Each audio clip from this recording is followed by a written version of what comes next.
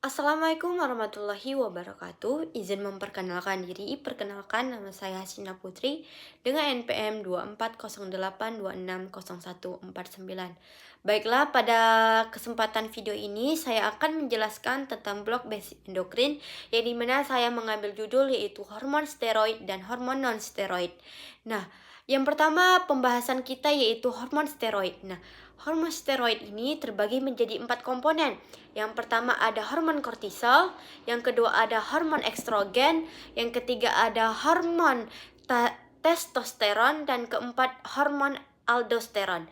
Nah, yang pertama ada hormon kortisol. Nah, hormon kortisol ini diproduksi oleh korteks adrenal, yang dimana korteks adrenal ini pada zona fasciculata. Nah, hormon kortisol ini berfungsi sebagai mengatur metabolisme glukosa dan meningkatkan kadar gula darah pada saat stres. Sifatnya ini dikenal sebagai hormon stres. Nah, yang kedua ada estrogen. Yang dimana estrogen ini diproduksi oleh ovarium pada wanita dan sedikit di testis yaitu pada pria.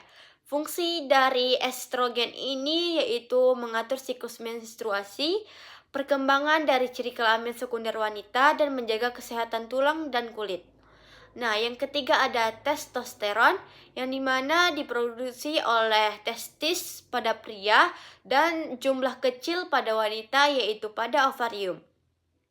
Nah, fungsi dari testosteron sendiri yaitu menstimulasi perkembangan otot dan tulang, yaitu perkembangan ciri kelamin pria dan meningkatkan libido. Nah, yang keempat ada aldosteron. Nah, aldosteron ini diproduksi oleh korteks adrenal pada zona glomerulosa. Nah, fungsi dari aldosteron ini yaitu mengatur keseimbangan natrium dan kalium, menjaga tekanan darah dengan merangsang reabsorpsi natrium di ginjal. Nah, selanjutnya kita masuk ke hormon non-steroid. Nah, di hormon non-steroid ini terbagi menjadi 4 komponen juga. Yang pertama ada insulin, ada glukagon, ada ADH, dan ada TSH. Nah, yang pertama kita masuk dengan insulin yang pertama, yaitu insulin ini diproduksi oleh pankreas, yaitu sel beta.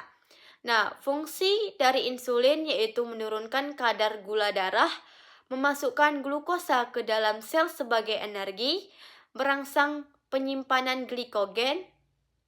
Nah, selanjutnya yaitu glukagon.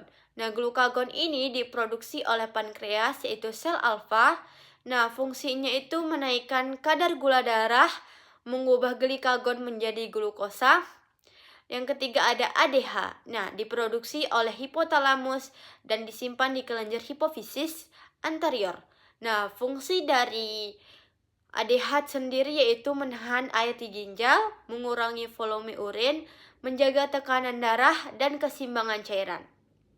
Selanjutnya ada TSH, yaitu diproduksi oleh hipofisis anterior.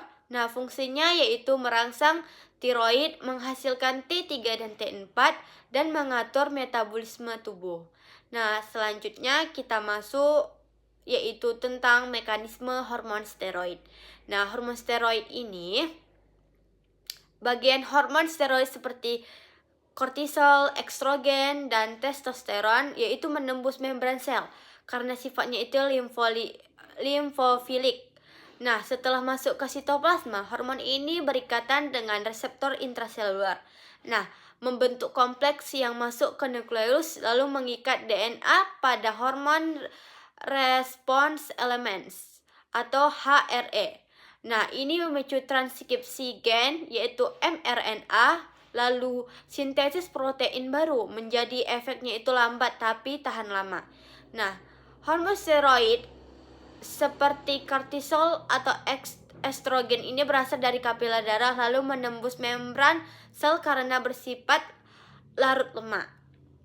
Nah, setelah masuk, hormon bertemu dengan reseptor sitoplasma. Keduanya lalu membentuk kompleks hormon reseptor. Nah, setelah masuk, kompleks ini masuk ke nukleus dan menempel pada DNA, lalu memicu transkrip gen, yaitu mengubah DNA menjadi mRNA.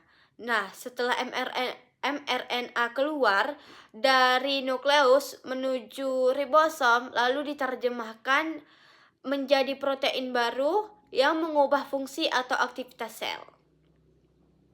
Baiklah, selanjutnya kita akan masuk ke mekanisme hormon steroid, hormon non-steroid, yang dimana endokrin sel ini, di dalam sel endokrin, hormon peptida dibuat di retikulum endoplasma kasar. Lalu hormon diproses di badan Golgi dan dikemas di dalam vesikel sekretorik dan dikeluarkan dari sel. Nah, lalu setelah dilepaskan, hormon larut air ini seperti insulin atau TSH mengalir ke dalam darah. Nah, hormon ini tidak bisa menembus membran sel.